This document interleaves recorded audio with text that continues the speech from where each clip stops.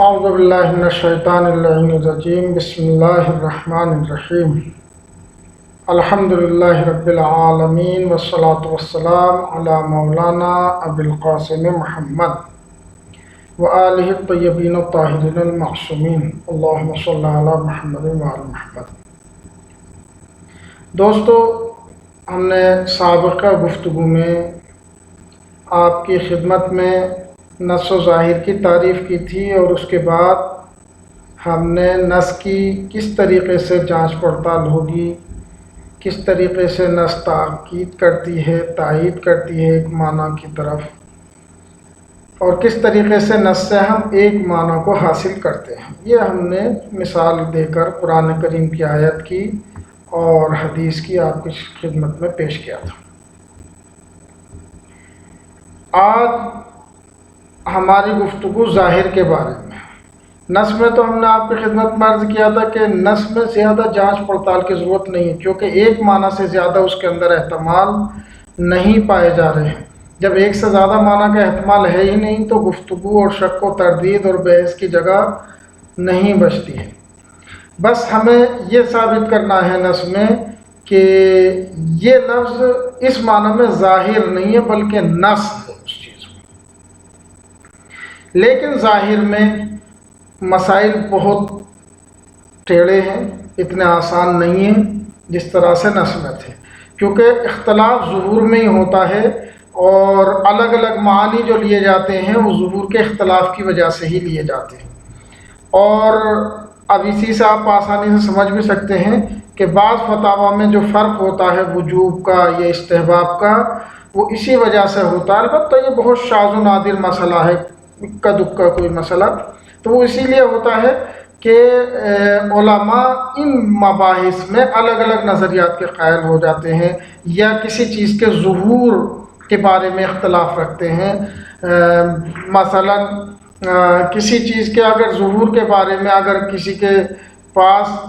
دوسرے معنی کے لیے کوئی قرینہ موجود ہے تو وہ اس کے اعتبار سے معنی نکالے گا، لیکن جس کے پاس مثلا ایک خاص معنی کے لیے قرینہ وہ اس اعتبار سے معنی نکالے گا اس کا۔ تو کل ملا کے یہ کہ ظاہر کے اندر اختلاف پایا جاتا ہے، اسی لیے ظاہر کی جانچ پڑتال کے لیے علماء نے قواعد بنائے ہیں، اصول بنائے ہیں، قوانین بنائے ہیں، تاکہ اس اختلاف کو اور اس تشدد اور بکھرے پن کو کم سے کم کیا جا سکے اور اتحاد کی طرف نظریات کو لایا جا سکے۔ آج ہم اسی کے بارے میں آپ کے سامنے مختصر بیان پیش کریں۔ فرما رہے ہیں صاحب کتاب دراست الظاہر، اما دراست الظاہر فقد وضع العلماء قواعد لتعین ظواہر الالفاظ و تشخیصها۔ کہہ رہے ہیں کہ دراست الظاہر یعنی ظاہر کی جانچ پڑتال کیسے ہوگی، تو فرما رہے ہیں فقد وضع العلماء، علماء نے وضع کیے ہیں قواعد وضع کیے ہیں، قوانین بنائے ہیں، اصول بنائے ہیں، لتعین ظواہر الالفاظ و تشخیصها، جن کے ذریعے سے معین کیا جا سکتا ہے الفاظ کا ظہور اور اسے مشخص کیا جا سکتا ہے۔ بحثوها ضمن العناوین التالیہ، اور اسی ظہور کو معین کرنے کے لیے یہ تمام کے تمام بحثیں جو آتی ہیں وہ اسی لیے آتی ہیں تاکہ کسی لفظ کا ظہور معین ہو سکے، اور بحث کی ہے اس ظہور سے ان عناوین کے ذیل میں۔ الاوامر، بحث اوامر میں امر کا ظہور کس چیز پہ ہوتا ہے،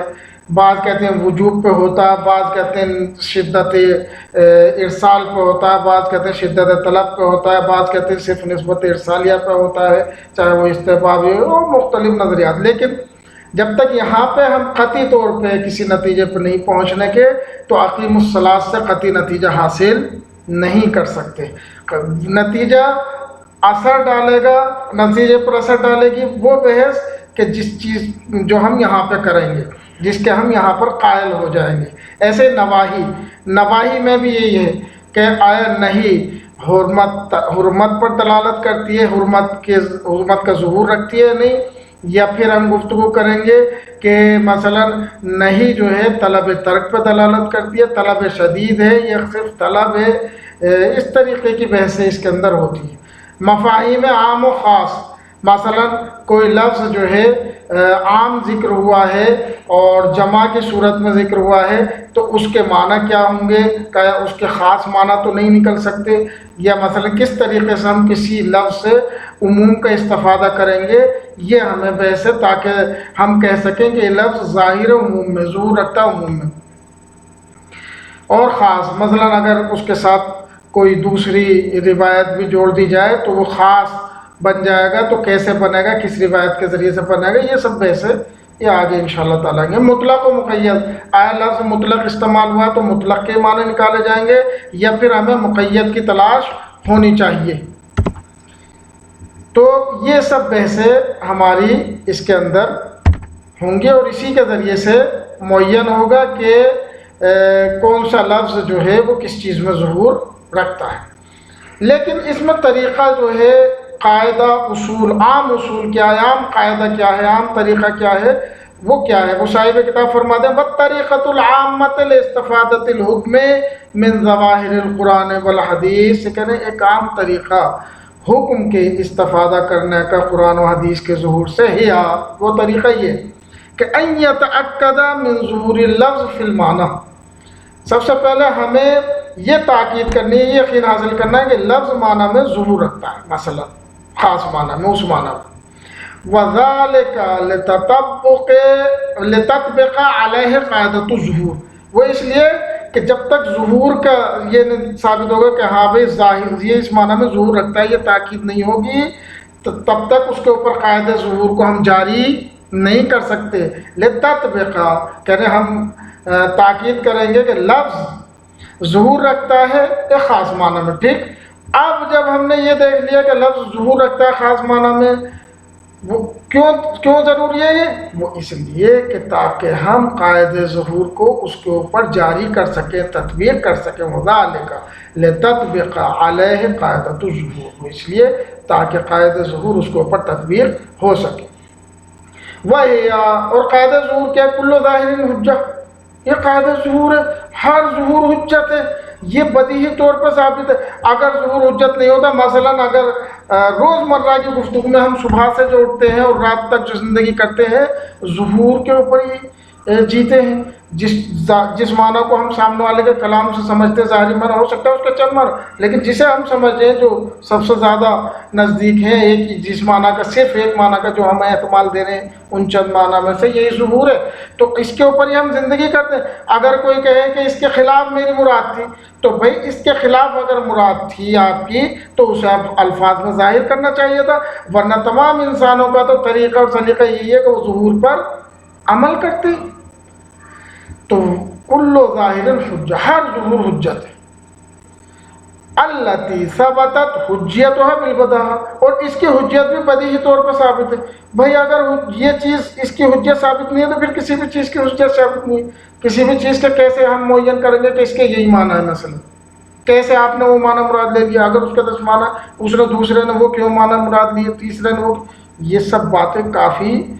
مشکل ایجاد کر دیں گے ہماری عام زندگی کے لیے۔ کہہ رہے ہیں اس کی حجیت بدیہی طور پر ثابت ہے، لقیام بناء العقلاء وسیرتہم الاجتماعیہ علی الاخذ بالظواہر، کیونکہ عقلاء کی بنا اس بات پہ، عقلاء اس ایسے ہی عمل کرتے ہیں اور ان کی معاشرتی اور اجتماعی سیرت بھی یہی ہے، طور طریقہ بھی یہی ہے کہ علی الاخذ بالظواہر فی مجال التفاہم والمحاورات، کہ وہ ظواہر کو اخذ کرتے ہیں، ظواہر کے اوپر ہی عمل کرتے ہیں جب کسی چیز کو سمجھنا سمجھانا ہوتا ہے یا گفتگو کرنی ہوتی ہے۔ بس شاعر المقدس احد العقلاء، اور عقلاء میں شاعر مقدس بھی شمار ہوتا ہے، بل سیدہم، بلکہ ان تمام عقلاء کا سردار ہے، کیونکہ وہ علت العلل ہے، وہ خالق العقل ہے، تو جس نے ان سب مخلوقات کو خلق کیا ہے وہ کس مرتبے پہ ہوگا اس عقل کے؟ بل سیدہم، بلکہ ان کا سردار ہے، ولم یعرف عنہ، اور اس کی طرف سے ہم نے نہیں جانا ہے، کس کی طرف سے؟ شارع مقدس یعنی پروردگار کی طرف سے، لم یعرف عنہ، اور اس کی طرف سے ہم نے نہیں جانا ہے کہ انہ انتہجا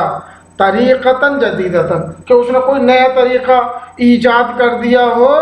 جو اس کے علاوہ ہو، یعنی ظہور کے علاوہ ہو، کیونکہ ہم تو عام زندگی میں ظہور کے اوپر عمل کرتے ہیں۔ اگر اس نے کوئی نیا طریقہ ایجاد کیا ہے سمجھنے سمجھانے کا تو یہ ہمیں معلوم ہونا چاہیے تمام انسانوں میں، کسی کو پتہ نہیں کہ کوئی اور طریقہ بھی، تو اس کا مطلب ہے وہ اسی طریقے کو حجت مانتا ہے اور اسی کے مطابق اپنا کلام کرتا ہے، لہذا اس کلام سے اسی کے مطابق معنی اور ظہور نکالے جائیں گے۔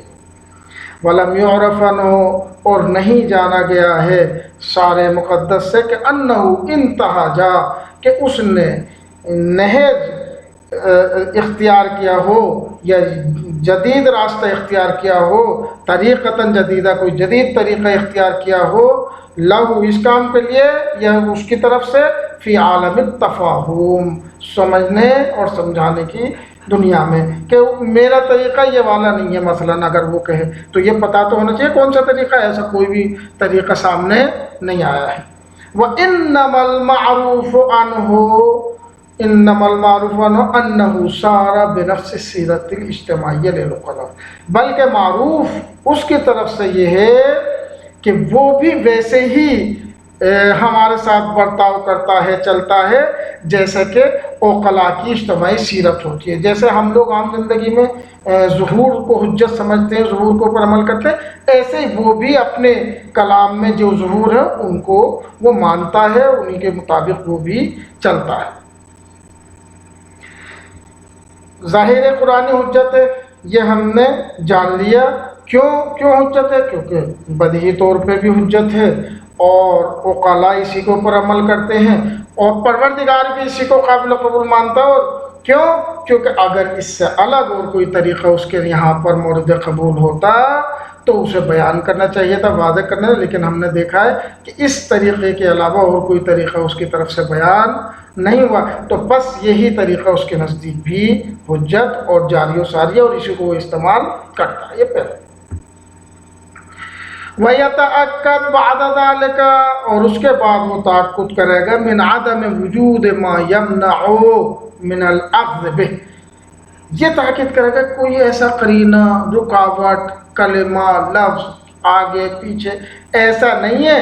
کہ جو رکاوٹ بن جائے ظہور کے معنی کے بیچ میں۔ جو ظاہری معنی ہم لے رہے ہیں اس معنی کے لینے میں کوئی رکاوٹ نہ ہو، ایسا نہ ہو کہ کوئی کلمہ پہلے گزر گیا ہے یا کوئی کلمہ بعد میں آ رہا ہے تو وہ سبب بنے اس ظہور کے کٹ جانے کا، غلط ہونے کا سبب بنے۔ لہٰذا ہمیں پہلے یہ دیکھنا ہے ادھر ادھر کوئی رکاوٹ کسی طریقے کی نہیں ہے، یا مثلا کوئی ایسا قرینہ تو موجود نہیں ہے کہ جب شارع مقدس کلام کر رہا ہے، معصوم کلام کر رہے ہیں، کہ جس کی وجہ سے ہم اس نتیجے کو کہ جو ظاہری طور پہ سمجھ میں آ رہا ہے اسے اخذ نہ کر سکتے ہوں۔ لہذا ان سب چیزوں کو دیکھنا پڑے گا، وَيَتَأَكَّدْ اور یقین حاصل کرنا پڑے گا، بعد ذالک یعنی اس ظہور کے حجت ہونے کے بعد، من عدم وجود کہ کوئی موجود نہیں ہے، کیا چیز؟ ما یمنع من الاخذ ایسی چیز کہ جو مانے ہو اخذ کے، کس چیز کے؟ الاخذ بالظاہر،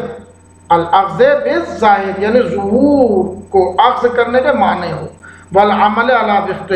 اور معنی ہو کہ ہم ظہور کے مطابق عمل کریں، اس چیز کے معنی ہو۔